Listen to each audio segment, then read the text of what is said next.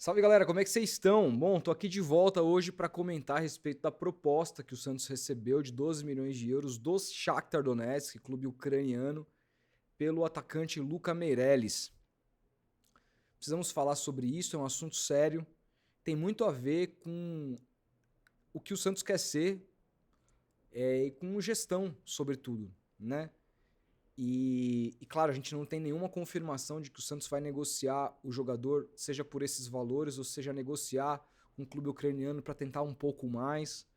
Se essa negociação vai ser ou não concluída. O que a gente sabe hoje é que o Santos precisa negociar alguém, porque o Santos está se enfiando em dívidas. O Santos fechou o primeiro trimestre desse ano com 37 milhões de déficit, e num primeiro trimestre que o Santos computou a venda do Jair, que por mais que o Santos não tenha recebido, no balanço você coloca todo o valor que você tem a receber, como todo o valor que você tem a pagar. Então o Santos registrou ali a venda do Jair nesse primeiro trimestre e terminou com 37 milhões de reais de déficit, muito por conta da operação Neymar do primeiro semestre. A gente ainda não tem informação sobre quanto vai ser aí o déficit do segundo trimestre, ou seja, do primeiro semestre inteiro, mas eu chuto que vai ser um déficit aí, considerando que não teve venda nenhuma na casa e considerando também, vamos lembrar que o Neymar nos segundos 3 meses do ano, ou seja, no segundo trimestre do ano, ele também ganhava aquele valor alucinante de 21 milhões por mês, que a gente falou lá no UOL. Então eu imagino, assim, chutômetro total, que o Santos deve ir só no primeiro semestre desse ano para algo na casa de 70, 80, chuta uns 80 milhões de déficit. Isso num semestre. Uma gestão que já tinha tido déficit ano passado de 100 milhões no ano. Se o Santos tiver um déficit de 200 milhões nesse ano, não sei se vai chegar a tanto, vamos ver. Né? No final do ano a gente vai ter um pouco mais de ideia do que a operação do Neymar também trouxe de receita, a partir da mudança de contrato dele. Vamos ver, né? O clube garante que o Neymar se pagou, isso quem vai dizer não é o Marcelo Teixeira ou a gestão, que eu não acredito nesses caras, eu acredito em balanço. E que se não tiver nenhuma alteração no balanço, a gente vai ver de fato se pagou, mas o ponto é, a folha do Santos hoje, com relação ao que o Santos arrecada, o que o Santos tem de receita, é muito alto. Para fechar essa operação, o Santos precisa vender jogador. E aí, nesse contexto, existem hoje alguns jogadores que são queridinhos do mercado, mas que são absolutamente fundamentais para o funcionamento do time. Eu falo do Brazão, eu falo do Gabriel Bontempo e eu falo do Souza. 3 jovens jogadores que são destaques do time na temporada, mas que hoje fazem parte do time titular. O Luka Meireles não faz. E também, às vezes, nem é o reserva imediato. Mas então é uma boa vender o Luka Meireles pela bagatela de 12 milhões de euros, que aí, hoje, no real, assim, a cotação está na casa de 76 milhões de reais? Bom, o que você pensa sobre isso? Eu tenho uma opinião bastante formada sobre essa questão e quero compartilhar aqui com vocês. Não antes de você deixar o like nesse vídeo, se inscrever no canal, ativar o sininho para não perder nada. Muito importante para mim que vocês, enfim, compartilhem o meu conteúdo aqui com os amigos, as opiniões, enfim, discordando, concordando, que vocês comentem aqui embaixo, deixem a opinião de vocês, eu costumo ler todos os comentários, então vamos conversar sobre isso. Eu já adianto, assim, que independentemente da venda, e se ela acontecer, eu vou entender, não quer dizer que eu vá concordar, mas eu vou entender porque me parece o modus operandi dessa gestão, né? O modus operandi dessa gestão, ao que me parece até aqui, é contratar jogadores acima de 30 anos, com uma ou outra exceção. Às vezes vai acontecer, o Santos agora negocia com o meio argentino aí, que é mais novo, mas se você olhar as contratações que o Santos fez para a temporada no geral, são jogadores mais velhos e que tiram espaço dos meninos da base. E embora o Santos não tenha feito nenhuma venda de jovem jogador esse ano, vai precisar de novo vender alguém para diminuir o rombo do balanço. E veja, gente, é uma coisa séria, porque se o Santos não diminuir o rombo desse balanço, corre-se o risco das contas no final do ano serem reprovadas. apesar do presidente do Conselho Fiscal ser amigo de infância do Marcelo Teixeira. Vai chegar uma hora que vai ficar difícil. Eu mesmo, analisando o balanço do ano passado, vejo que as contas do ano passado deveriam ser reprovadas. E se assim fosse, a gente não teria que ter aguentado o Marcelo Teixeira em 2025. Mas até quando o Santos o Conselho Fiscal vai ficar aprovando e aprovando um monte de déficit e o presidente que mais endividou o Santos vai continuar endividando o clube?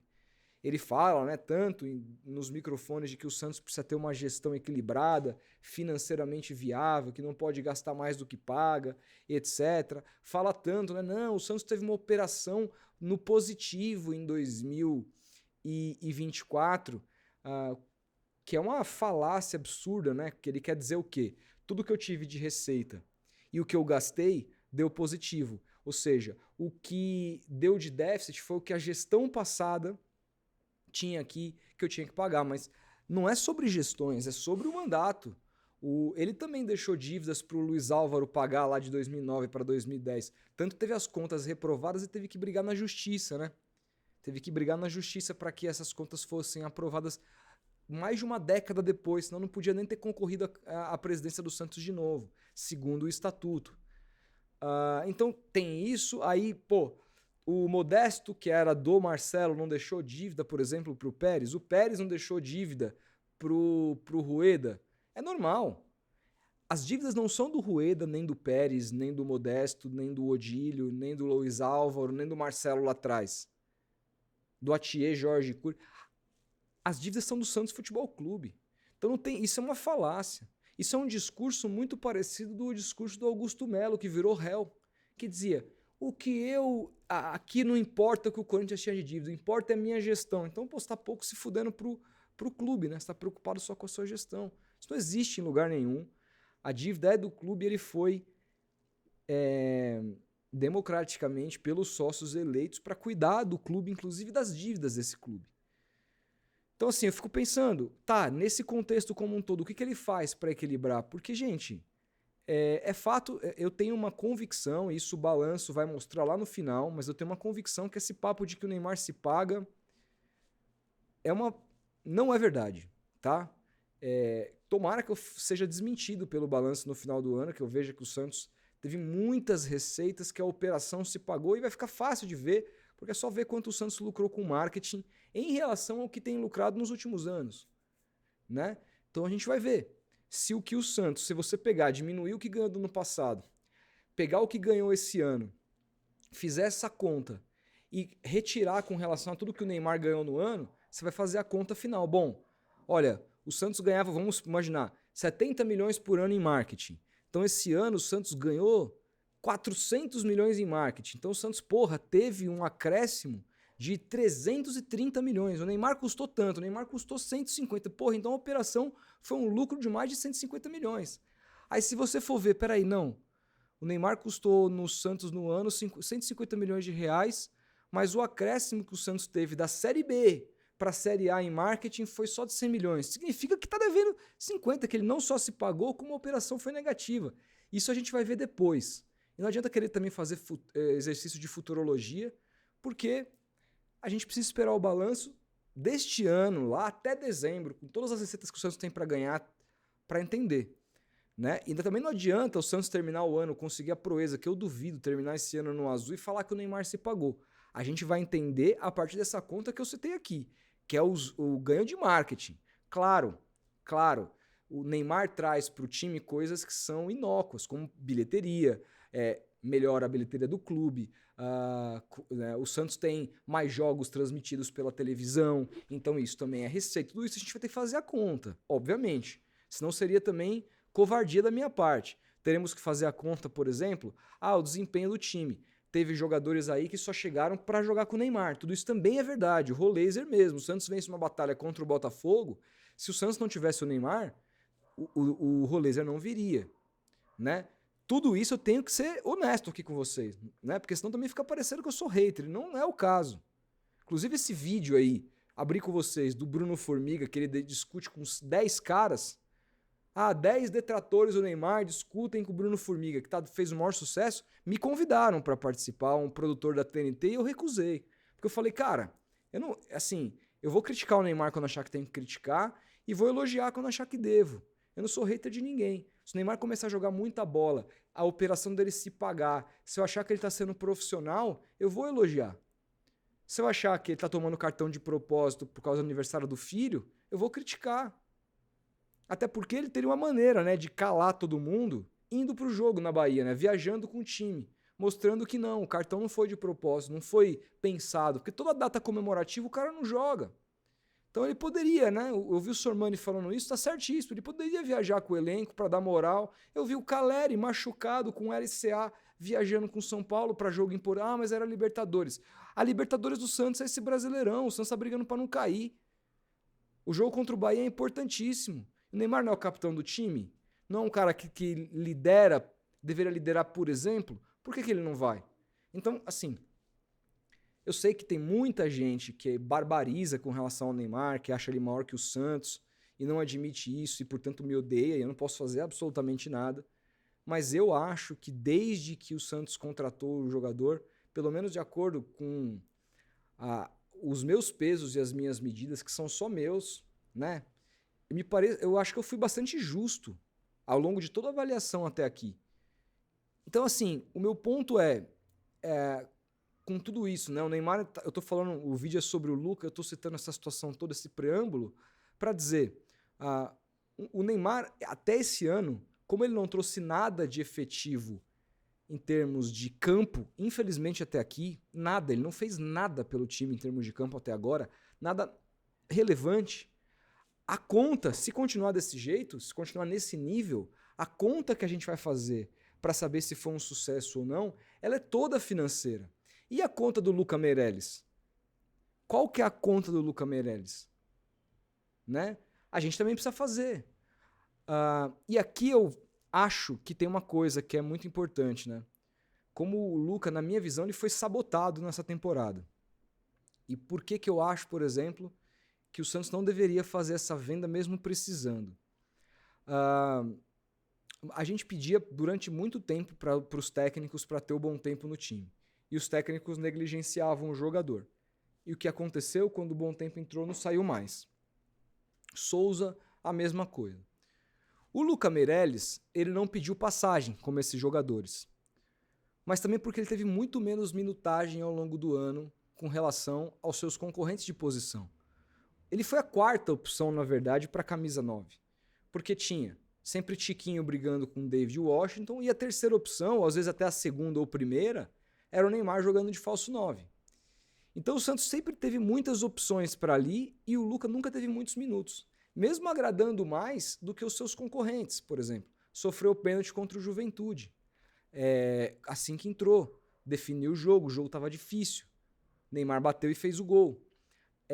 Então, eu acho que o Luka, nesse momento, e todo mundo está falando sobre nomes que o Santos eventualmente pode contratar, fala-se de centroavante, cogita-se até Lautaro Dias do Cruzeiro, que não está jogando nada lá.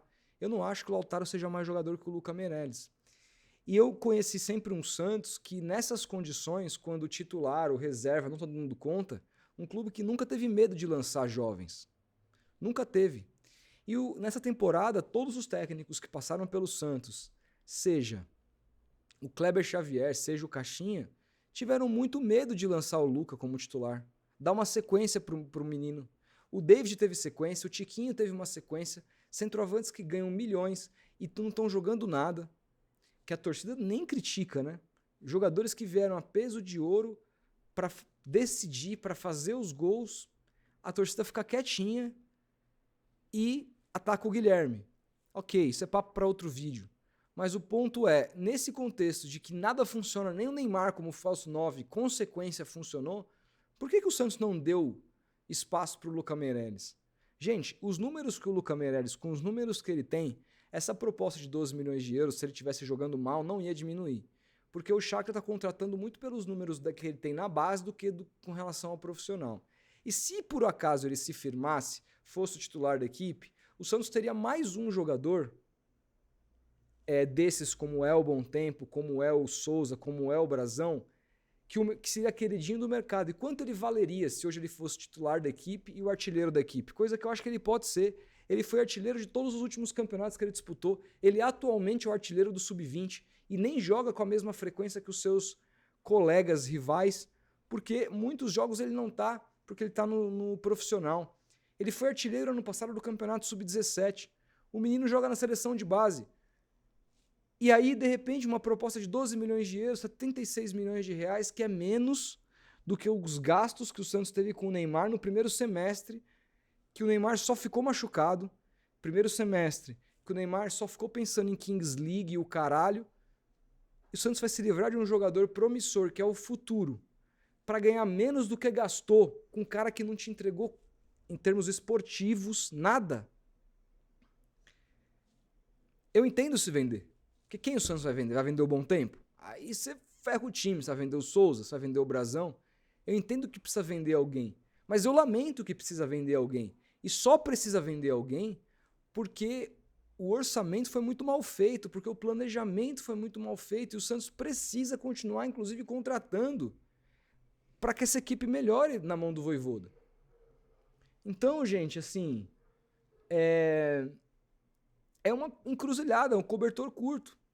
Eu, sinceramente, acho que o Luka tem potencial para valer, em pouco tempo, em um ano, pelo menos o dobro disso aqui. Pelo menos 24 milhões de euros. O que você sai de 76 milhões e vai para 140, 150 milhões de reais. Que aí sim seria uma grana que seria relevante para os cofres do Santos. Acho até que ele pode valer mais, mas nessa conjuntura do Santos, que está precisando de dinheiro, os clubes lá de fora sabem quem são os times brasileiros que estão numa boa situação financeira e quem não está.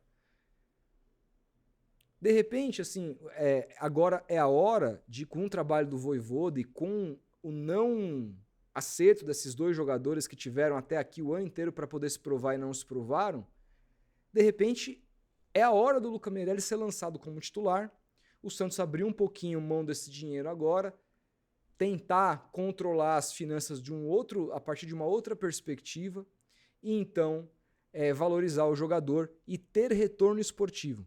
O Luca Meirelles, para mim, nesse momento, seria o meu titular.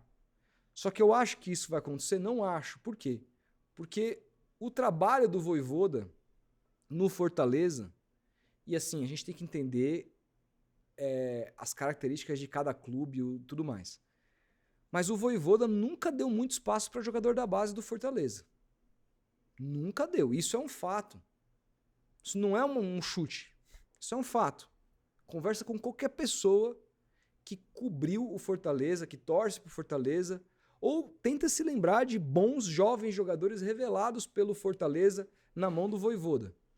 Ele sempre se apegou muito às referências técnicas da equipe. Eu não acho, por exemplo, que o Vojvoda, mesmo com essa proposta do Shakhtar, vai dar uma oportunidade para o Luca Meirelles. Espero estar enganado. Porque hoje, eu não estou dizendo que ele é a solução, mas estou dizendo que ele poderia ter uma sequência suficiente para a gente saber. Tipo, por exemplo, o Wesley Patati. O Wesley Patati fez muito sucesso lá em Israel, no Maccabi Tel Aviv, um outro nível de futebol. Agora foi vendido para um outro mercado e o Santos ganhou dinheiro, né? Vai ganhar até mais dinheiro agora na revenda do Patati do que ganhou na venda direta. Mas por que o Santos vendeu e o torcedor ficou tranquilo naquele momento? Porque o Patati tinha tido uma sequência e foi muito irregular. Ele fez uma ou outra boa partida e o resto não jogou nada. Então apareceu o suficiente pra gente falar, bom, ele não tá pronto ainda. Se precisa vender alguém, vende esse moleque agora, que tudo bem, não vai fazer tanta falta assim. O Luca Meirelles, na posição dele, vai fazer falta. Porque ele é o único que tem algum talento hoje para jogar ali. E foi negligenciado pelos treinadores esse ano. Então, assim, se você vende um menino de 18 anos com um potencial imenso, artilheiro do Sub-17, campeão paulista Sub-17 ano passado, artilheiro esse ano do 20, por 12 milhões de euros, ou que seja por 15, o valor do Ângelo, né? Você está fazendo errado. Você está fazendo errado. Você está utilizando a sua base como balcão de negócio para manter um time velho e ruim. Velho e ruim. Hoje a diretoria do Santos teria que fazer força junto à comissão técnica para convencer o Vojvoda a utilizar, pelo menos começar a dar uma sequência de alguns jogos para o Luka como titular, para provar se ele tem condições de jogar agora, ou se de repente a gente olhar, fizer 5 jogos, a gente fala, não, beleza, esses 12 milhões fazem sentido. No profissional, pelo menos nessa sequência agora, não deu, o Santos precisa de dinheiro, não dá para esperar 1, 2 anos para ele desabrochar, porque a gente não tem esse tempo, a gente não tem essa... Financeiramente a gente não tem essa condição. Mas não antes dele ter tido uma sequência. Não antes dele ter tido uma sequência. É isso que eu apelo. Para que a diretoria trabalhe junto ao Vojvoda, eles conversam. Para tentar dar uma sequência. Gente, o Kleber Xavier e o Alexandre Matos chegaram, não, vamos recuperar o Tiquinho. Não há quem recupere Tiquinho. No máximo ele vai fazer um jogo bom, vai iludir meia dúzia e depois vai voltar a jogar mal. Ele não tem mais condição, foi uma contratação horrível. O Santos tem que se livrar do Tiquinho e tem que devolver o David Washington. O David, que eu erraria também, não é só culpa da diretoria, eu teria trazido e erraria junto. Para não ficar parecendo aqui que a gente é o dono da verdade, não é, nós também erramos. Mas meu ponto é esse. O Luka Meireles precisa de uma sequência. Para que a gente saiba que, pode, de repente esse cara pode ser um 9 mas o Santos vai ter mais valia, mas 15%. Aí o cara estoura lá atrás, lá na frente, né? E daqui a pouco volta para cá, para um Flamengo e arregaça a gente como fizeram com o Gabriel. Porra, mano. Até quando o Santos vai viver de migalhas para vender as suas estrelas da base? Claro, se for um jogador sem potencial, tudo bem. Mas não é o caso aqui, né? Não é o caso. E outro jogador que está nessa condição, não com proposta, mas que foi negligenciado pelo futebol profissional do Santos é o Ian. Como é que esse menino nunca foi testado com um monte de volante perna de pau que o Santos tem nessa temporada? Um monte de volante que foi contratado a peso de ouro e não conseguiu jogar e render. Quem que rendeu esse ano em termos de volância do Santos com consistência, fora um menino da base chamado Gabriel Bontempo? O Zé Rafael começou muito bem e decaiu. O João Schmidt teve momentos e teve jogos terríveis. O Rincon foi talvez o mais equilibrado, mas o pico do Rincon é muito baixo. É um jogador nota 6, 6,5 e a torcida já se sente satisfeita porque os outros são ruins. O Willian não consegue jogar. O Santos está tentando contratar agora um outro primeiro volante argentino, sendo que trouxe o Arão. Porra! E o Ian não teve 1 minuto quando ele entrou. Quando ele entrou contra o Red Bull Leipzig, ele fez o gol do Santos. Fez o gol do Santos, evitou uma humilhação ainda maior. E depois desapareceu. Ainda testado fora de posição pelo estagiário. Gente, o Santos era o clube que os jogadores da base escolhiam ir para lá porque sabia que o Santos dava oportunidade. Cadê as oportunidades? O Santos vem, nessa gestão Marcelo Teixeira, dando pouquíssimas oportunidades para jovens jogadores. No ano passado, a desculpa do Carille era qual? A Série B, uma competição muito física, dura para os meninos da base, vamos dar oportunidade ano que vem. E a gente, beleza, esse ano tem Bom Tempo, tem Souza e tal, mas peraí, só acabou? Matheus Xavier não pisa em campo, Robinho não pisa em campo. Peraí, é disso que o Santos vive. Sempre foi. Quem salvou o Santos todas as vezes foram esses moleques. Ou não?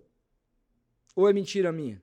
Sempre quem salvou o Santos foram os meninos. Essa é a história do Santos. O Sampaoli fez um belíssimo trabalho, utilizou quase nada de meninos. Ganhou o quê? Nada. Eu adoro o Sampaoli, tá? Mas há vários relatos de que ele chegaria escanteando meninos. Não gosta de trabalhar com meninos, ele já provou aqui. O Vojvoda não gosta de trabalhar com meninos e já provou no Fortaleza. Ou a base do Fortaleza é um lixo completo e não tinha nenhum jogador de qualquer posição bom para ele utilizar. Não é possível isso. Ou ele vai se adaptar à história do clube e vai falar, não, aqui é outra coisa. Pode ser, tomara. Não quero julgar o cara antes dele botar a mão no trabalho. Estou dizendo sobre o histórico. Isso é um fato. Quando você vai comprar uma ação, quando você vai investir o seu dinheiro em algum lugar, você olha o histórico dessas ações, se subiu, desceu, o que aconteceu, para você poder planejar o futuro. Olhar para o passado é uma maneira de você entender o que pode acontecer no futuro. E eu não estou inventando nenhuma mentira aqui, é só pesquisar. Então, o meu ponto é justamente esse. O Santos está planejando o time mal, esquecendo as suas raízes. Esquecendo as suas raízes. E quem fazia isso e era criticado, inclusive por essa gestão, o Marcelo dizia, eu não vendo jovem jogador por ninharia. Quem fazia isso era o Rueda. Se o Santos vender, vai dar mais margem para os detratores chamá-lo de Rueda 2.0. Vamos ver o que vai acontecer, mas o desespero está aí. O Santos precisa arrecadar, porque a gestão hoje financeira é absolutamente péssima. Péssima. O que vocês acham que vai acontecer? Comentem. A gente vai falando aqui. Deve ter outros vídeos aí antes da live de amanhã. A gente vai conversando. Um grande abraço. Até o próximo vídeo.